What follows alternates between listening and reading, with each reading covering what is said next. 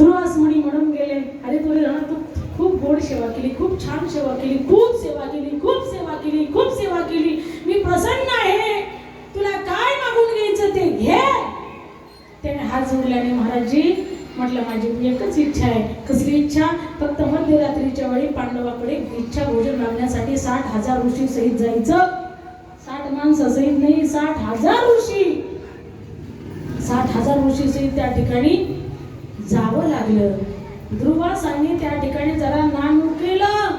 अरे म्हटले पाठीमागे सुद्धा मी असाच एक अपराध केला होता. आम ऋषीसाठी जन्म सुचीले दुष्ट निर्णय किती का. त्यावेळेस खरखर त्यांना त्रास दिल्यामुळे माझ्या पाठीमागे कृत्या लागली होती. मला खूप कष्ट सहन करावे लागले. माझ्याच्याने हे होत नाही. दुर्योधना माघारी घे तुझा शब्द.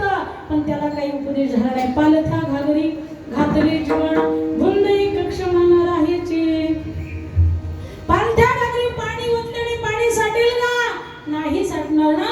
तसं यांना उपदेश करून उपयोग होईल का? नाही होणार. शेवटी त्यांना जावं लागलं. पांडवांना आनंद झाला. ते संत सेवक होते, संतांचा आदर करणारे होते, संतांचा सन्मान करणारे होते, म्हणून घाली संतांचे आसने. म्हणून त्यांनी त्यांना आसन घातलं, प्रणाम केला, आनंद वाटला. पण ते आले बसले, चर्चा चालली. म्हटले अरे धर्मराजा, चालून चालून यात्रा करून करून थकलो, लई भूक लागली, शिसईत आलो म्हणे, इच्छा भोजन दे. थरथर थरथर थरथर कापायला लागलं धर्मराजा. अरे ज्यांचा धरून वास असा वास दुर्वास मुनी, आता काय करणार? नाही यांना इच्छा भोजन दिलं तर आपला शाप दिल्याशिवाय ते राहणार केल्याशिवाय राहणार नाही. पण त्यांची पत्नी त्या ठिकाणी बुद्धिवान होती आणि नवऱ्याच्या सुखदुःखामध्ये सामील होती. नाही तर कलियुगामध्ये अशा कर्कशाला संगती दुःख उदंड भजिती. हे त्याला सांगत हे त्याला नाही सांगत. नाही तर काय, घरी नवरा आला की सुरू झालं काय काय सांभाळ, कोंबड्या सांभाळ का, घर सांभाळ का, दार सांभाळ का, काही सांभाळ का, बाप सांभाळ का, आई सांभाळ का, शेर सांभाळ का, शेरड सांभाळ का, कोंबडं सांभाळ का, कुत्रे सांभाळ का, मांजर सांभाळ का, तुम्हाला सांभाळ का, तुमचा कारभार सांभाळ.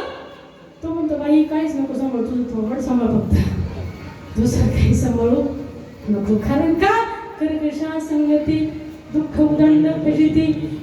तसा द्रौपदीचा स्वभाव होता. पती संकटामध्ये आहेत ना, धावून आली, ओ स्वामी काळजी करू नका, 2 प्रहर संपलेले, 3रा प्रहर सुरू झालेला आहे, यांना स्नान करून घालून आणा गंगेहून.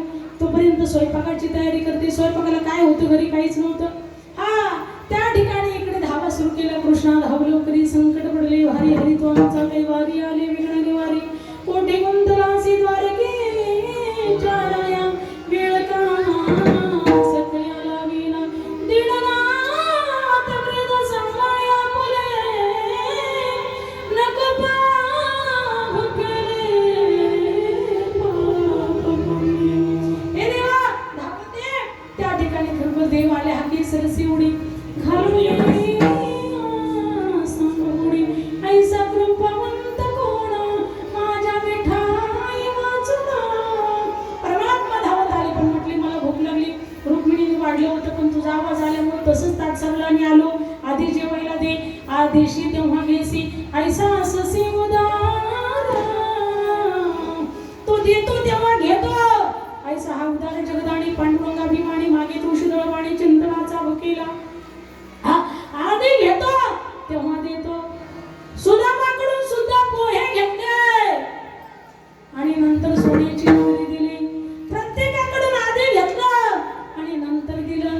द्रौपदीकडून सुद्धा आधी घेतलं. काही देवा घरी नवरीचे अन्न, मागे भाजी पान द्रौपदीशी भाजीचं पान खाल्लं आणि कृपेचा ढेकर दिला.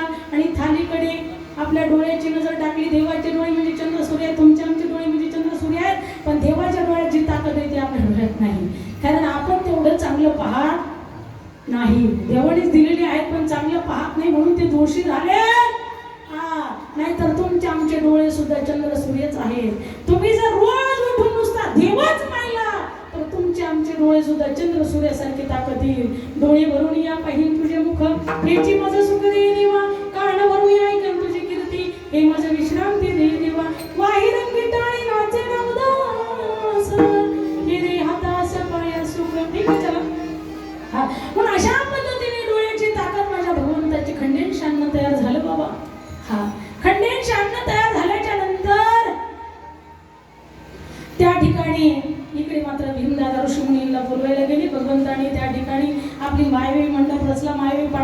गेले, त्यांना जीव घातला, त्यांनी ढेरू हात फिरवला आणि तृप्तीचा ढेकर दिला आणि नंतर भीमदादा गेले, चलो भोजन तयार हो गए आहे, चलिए. सगळे ऋषी मुनी म्हटले, अरे भीमा तू जीव घातलं ना मला, आता परत कशाला आहे तू? अरे नरड्यापर्यंत येऊस तर खाल्ले, ओटापर्यंत आले, आणखीन येतोच का? हा खरा भीम होता, हा माईव नव्हता. याला राग आला, जेच 25-30 ऋषींच्या गोळ्या बांधायचा आणि खांद्यावर घ्यायचा आणि त्या दिशेने फेकायचा. कुणाचा हात मोडायचा, कुणाचा पाय मोडायचा, कुणाचं पोट फुटायचं. ऋषीवर्य, गुरुवर्य वाचवा. दुर्वास मुनीला आवाज द्यायचा. त्या ठिकाणी दुर्वास मुनीने देवाची प्रार्थना केली, पांडवाकडे गेले, धर्मराजाला हात जोडले, अरे द्वारकीचा राणा पांडवा घरी, अरे तुमच्या पाठीमागे करतो न करतो अन्यथा करतो भिवरीच्या तटाकाल विटेवरती उभा असणारा परमपरमानंद परमात्मा तुमचं रक्षण करतो आणि माझ्यासारखे हजारो दुर्वास जरी होऊन गेले तरी तुमचा केस सुद्धा वाकडा होणार नाही. ही ताकद त्या देवाची आहे. म्हणून माझ्यासारख्यांनी किती संकट आणू द्या, काही होणार नाही. चला, म्हणून महाराज सांगता सूर्यदेवाचे आपल्यावरती उपकार आहे. सूर्यदेवाचे उपकार आहे, गायीचे उपकार आहेत.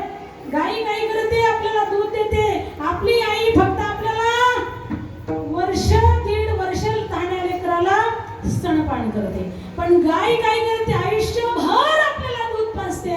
आईपेक्षा सुद्धा गायीचे उपकार जादा आहेत. विठ्ठल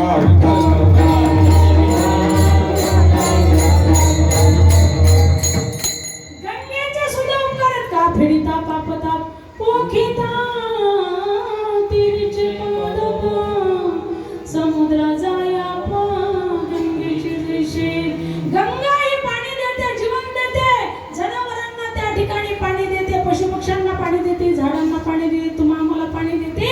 म्हणून गंगा ही परोपकारी आहे. विठ्ठल